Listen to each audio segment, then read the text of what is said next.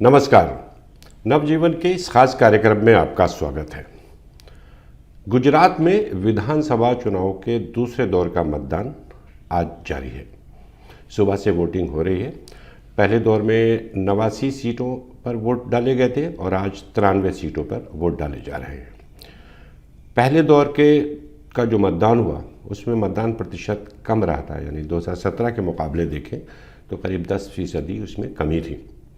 लेकिन आज जो सुबह से अभी तक ट्रेंड में आ रहे हैं, जो रुझान दिख रहे हैं, उससे लोगों में उत्साह ठीक ठाक है और उम्मीद है कि शाम तक मतदान प्रतिशत अच्छा होगा। तो ये तो आज के मतदान की बात है। लेकिन गुजरात चुनाव की जो बात करें तो कुछ अहम बातें इस बार के चुनाव में हुई हैं। मसलन इस बार विकास का कथित मॉडल या गुजरात मॉडल जिसे कहा जाता था वो नज़र नहीं आया। 2017 का जो चुनावी घोषणा पत्र था बीजेपी का, उसका जो नारा था, उसका जो मेन थीम थी, विकास आवे छे, यानी विकास आ रहा है। लेकिन इस बार वो विकास दूर दूर तक नज़र नहीं आया। और आप जब 5 साल बाद चुनाव फिर से हुए राज्य में, तो वहाँ पर गुजरात का जो विकास मॉडल है या गुजरात मॉडल है, उसकी जगह उत्तर प्रदेश के मुख्यमंत्री योगी आदित्यनाथ के मॉडल ने ले ली। इस दफ़ा बीजेपी की तमाम रैलियों में बुलडोज़र नज़र आए, जगह जगह बुलडोज़र बाबा के पोस्टर भी नज़र आए।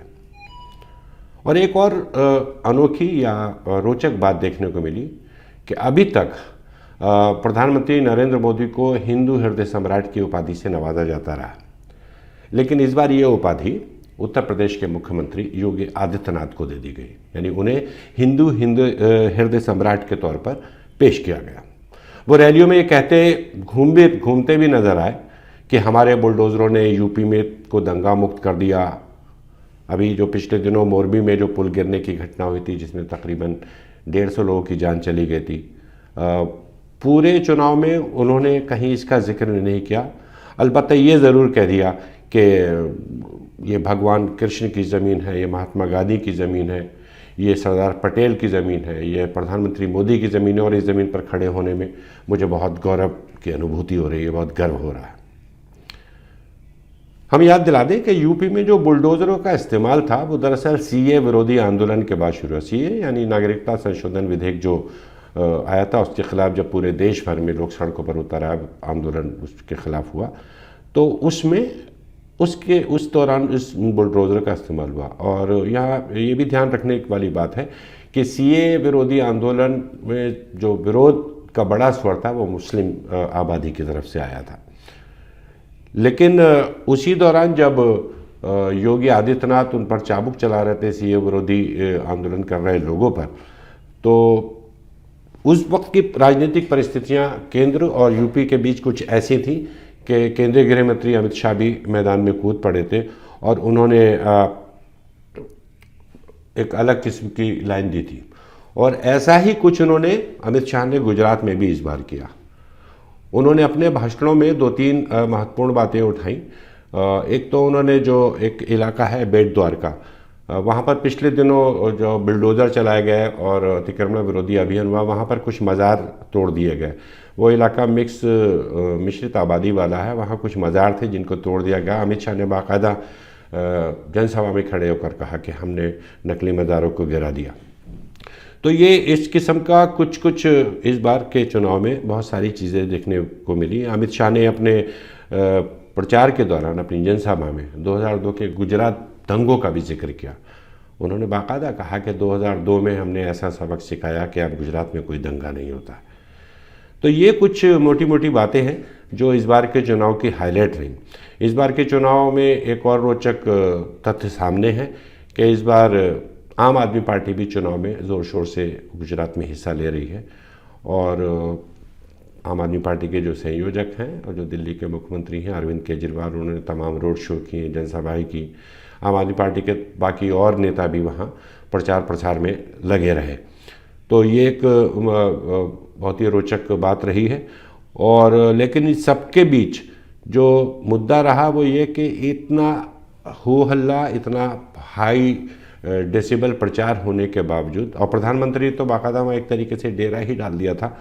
और वो बहुत इंटरेस्टिंग बात है कि प्रधानमंत्री रहते दिल्ली में हैं, वो सांसद उत्तर प्रदेश के बनारस से हैं, लेकिन उनका वोट अहमदाबाद में है, तो वोट डालने वो वहाँ जाते हैं और आज भी उन्होंने वहाँ पर वोट डाला। उसके बाद वो दिल्ली के लिए रवाना हो गए और इस नाते वो गुजरात चुनाव की घोषणा से काफ़ी पहले भी लगातार वहाँ पर दौरे करते रहे। तो ये बहुत इंटरेस्टिंग बात है। लेकिन एक और जो महत्वपूर्ण बात हुई है उस चुनाव में वो ये हुई है कि जो हिंदुत्व की पताका है, जिसको जो हिंदुत्व का जो फ्लैग है, वो उसका ध्वजावाहक इस बार नरेंद्र मोदी या अमित शाह नहीं दिखे। इस बार उस हिंदुत्व की पताका का ध्वजावाहक के तौर पर उत्तर प्रदेश के मुख्यमंत्री योगी आदित्यनाथ को पेश किया गया और उन्होंने अपने इस मोड को, इस अपनी नई उपाधि को बहुत अच्छे से इस्तेमाल भी किया और उनकी जो रैलियां रहीं, उनके जो प्रचार के कार्यक्रम कर रहे हैं, वो अधिकतर उन इलाकों में रहे जहां पर मुस्लिम आबादी ज़्यादा। मिसाल के तौर पे गोधरा जैसे इलाकों में उन्होंने खूब प्रचार किया। विकास की बात सिरे से नज़र नहीं आई उनके संकल्प पत्र में। यस, कुछ नौकरियों का वादा किया गया, कुछ नई योजनाओं की बात की गई, लेकिन जो ध्रुवीकरण वाले कुछ मुद्दे हैं, जैसे बीजेपी के जिसको संकल्प पत्र कहते हैं, उसमें कहा गया कि इस बार एंटी रेडिकलाइजेशन एक फोर्स का गठन किया जाएगा। उसके अलावा लव जिहाद की बात है, कॉमन यूनिफॉर्म सिविल कोड बनाने की बात है। तो ये इस किस्म के कुछ वादे किए गए जो ध्रुवीकरण को हवा देते हैं और हिंदुत्व की पताका लहराने की जो लगातार कोशिश है भारतीय जनता पार्टी और उसके पितृ संगठन आरएसएस की, उस पर ही आधारित रहा उनका। और विकास की बातें वो सारी की सारी भूल गए। चुनाव मतदान जब खत्म होगा क्या स्थितियां रहती हैं और किस करवट बैठता हुआ नज़र आता है चुनाव, क्योंकि शाम होते होते तमाम जो एजेंसियां हैं, सर्वे एजेंसियां हैं, वो अपने अपने एग्जिट पोल के नतीजे लेकर सामने आ जाएंगी। तो क्या परिस्थितियां बनती हैं, क्या तस्वीर बनती हुई नज़र आती है, वो हम आपको बाद में बताएंगे। फिलहाल इतना ही। नमस्कार।